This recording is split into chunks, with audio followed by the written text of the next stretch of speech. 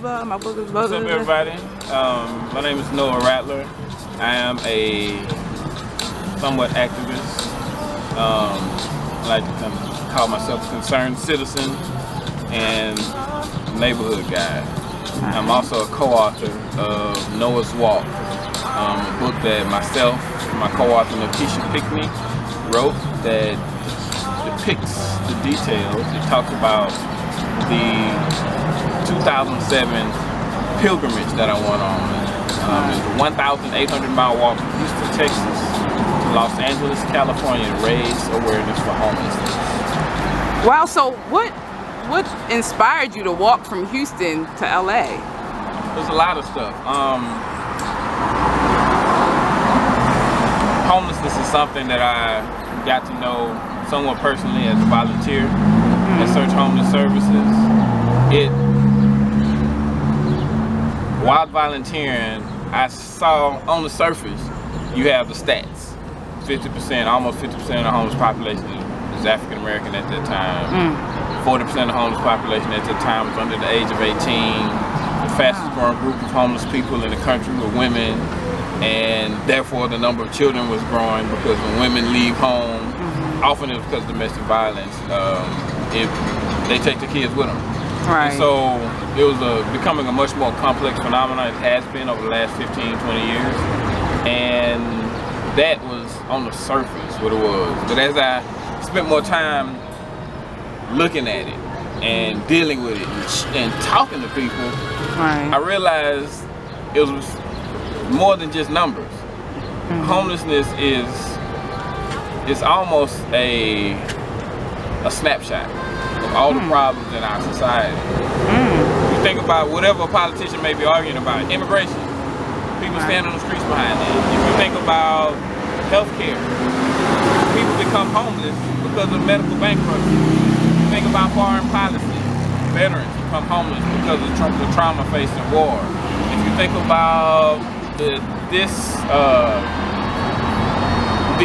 inequity in the educational system or the criminal justice system, those things create pathways to homelessness. So when you look at the homeless population, you get a snapshot of all the places and all the little corners of our society that aren't operating at their best capacity.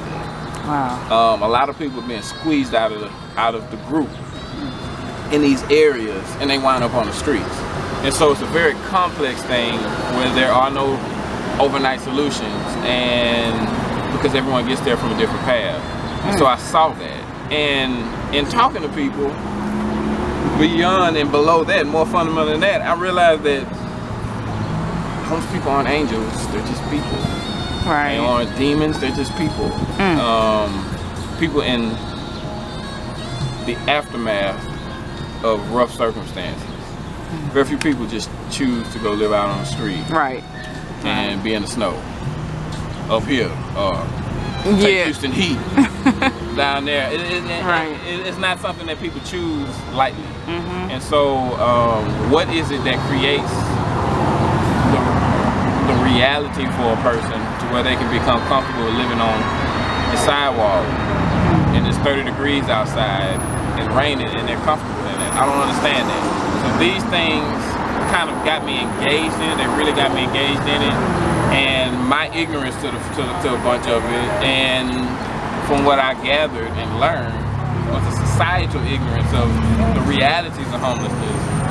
A big part of what motivated me to walk. On the other side, though, there is a acceptance of mediocrity that I was also at war with, for lack of a better term. So break that down. What do you mean by that? Acceptance of mediocrity. It's kind of almost like the theory at least work. We kind of do enough to get by. And so that's why people pretty much don't move too much from where they come from. You're born with a silver spoon in your mouth. Generally people don't want to becoming better money makers. They just kind of stay in that area. You're born in the hood, kind of stay near that station in life. And I think the one of the special things about us being human beings is our ability to imagine and create and change what we see around us. But we don't embrace that quality that we all have. We don't embrace that. So I wanted to embrace that in me and kind of just let people know it's okay to embrace that in themselves. I could have done a bunch of things. I graduated from Prairie View University with a bachelor's in mechanical engineering and a bachelor's in physics. Wow. I could have done what you would expect somebody would do with that, but I chose to do something else, something kind of out the box, to expand our collective box, so we could think a little bit more outside of the status quo that everybody kind of likes, but nobody really likes. Yeah, outside the box. Yeah. And that's what the book is about. The book is about getting those ideas across to children in a way that they can understand it, receive it, and internalize it, make it a part of them, so they can, as they grow, this is a part of their philosophy. This becomes a part of their philosophy. They have something amazing inside of them that they can nurture. Okay. They have power to change the community. They matter. Right. And so that's what we tried to get across. Okay. Universally, children love it. Adults love it. Children from 9 to 99, 2 to 102. Everybody likes the book, and I'm very proud of that. We put a lot of work into it, and it gets the points across that we want to get across. So now we're trying to make sure the schools know it's available. Scholastic picked it up, and it's available in the Phyllis D. Hunter Classroom Library.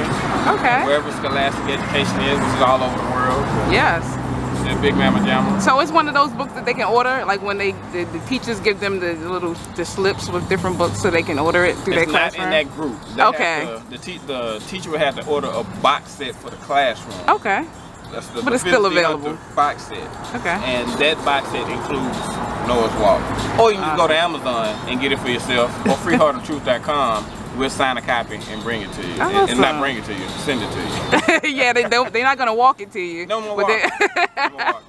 Yeah, I'm done. So once again, let everybody know how they can contact you and how they can even get the book and stay in touch with you online and anything that you have available. Hit me on Twitter at Noah Rattler. You just Google Noah Rattler and maybe social media, like all of my sites come up by my name, Noah like the ark, Rattler like the snake. Facebook, Instagram is Noah's Walk CB. Freeheartoftruth.com is the website. That's Makisha's author website. And just find us, and we're everywhere. YouTube, Vimeo, well not Vimeo, but everywhere else. All right. Vimeo, and I have a book, and I will travel to wherever you are. We can work out the travel arrangement. I'll be there. Right, yeah. I'm in Baltimore. I was in Houston this morning when I woke up. I'm be in Houston again like in a day or so. I just came out here for this book fair. So, right. Yeah. I was just about to mention that, like, you're not a local Baltimore author, so this is really cool. So you sticking to your word. I walk over here from the train station. I know directions in Baltimore. So. Yeah, you're a native now. If you made it through the hood from the train station to here to 25th Street, then you're a native. You're a native now. Yeah. So definitely thank you for sitting down and talking to the breakdown. Once again, everybody, it's Noah Rattler. You can check out his book, Noah's Walk. Any shout outs you want to give? I'm down with the breakdown.